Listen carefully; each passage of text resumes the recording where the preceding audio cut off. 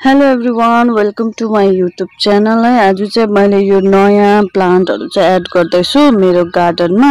Hibiscus हो यो दुईटा चाहिँ है।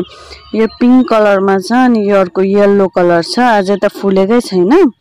अनि यो जरबेरा हो। यो जरबेरा पनि मेरोमा 3-4 वटा कलर थियो। सो यो नयाँ एड गर्दैछु है। अनि यो चाहिँ मेरो हेबिस्कस फुलिरहेछ, मजाको कलर फुलिरहेछ है, देख्न सक्नुहुन्छ। अनि म यसलाई चाहिँ अब रिपोर्टिङ गर्दैछु। आजै गर्दैछु किनकि हेर्नुस् न, यो एउटा जरबेला चाहिँ यसमा थियो नि त, माटोमा पोको पारेर राखेको थियो नि त। अनि चाहिँ यसलाई चाहिँ म रिपोर्टिङ गर्दैछु है। यसलाई चाहिँ देख्न सक्नुहुन्छ, यो चाहिँ नर्सरीबाट लिएको चाहिँ यत्तिकै गाड्नु हुँदैन किनकि माटो एकदमै यो गिलो माटो चाहिँ पोको बनाएको हुन्छ। यतिकै रोप्यो भने चाहिँ यसले पानी चुसेर राखेर पानी होल्ड गरेर चाहिँ रुट रडिङको प्रब्लम हुने चाहिँ त्यही हो है। जरा कुहिन्छ, पत्ताहरू सेतो सेतो भएर किरा लाग्छ अनि सुकेर जान्छ। लास्टमा थाहै नभइकन फेद कुहिएको हुन्छ, हामीलाई थाहै हुँदैन है।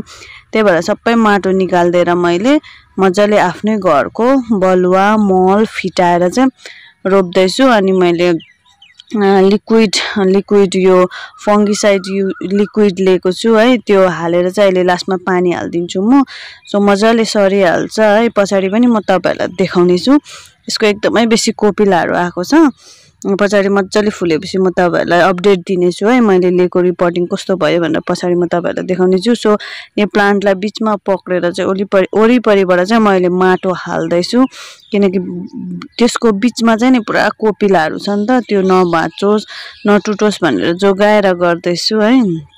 सो यो पट चाहिँ मेरो 6 इन्चको, तपाईहरुलाई थाहै छ, प्राय मैले यही पट युज गर्छु है मैले। अनि यसमै रिपोर्टिङ गर्दैछु। यसलाई रिपोर्टिङ गरिसकेपछि हेबिस्कसलाई पनि गर्नेछु है।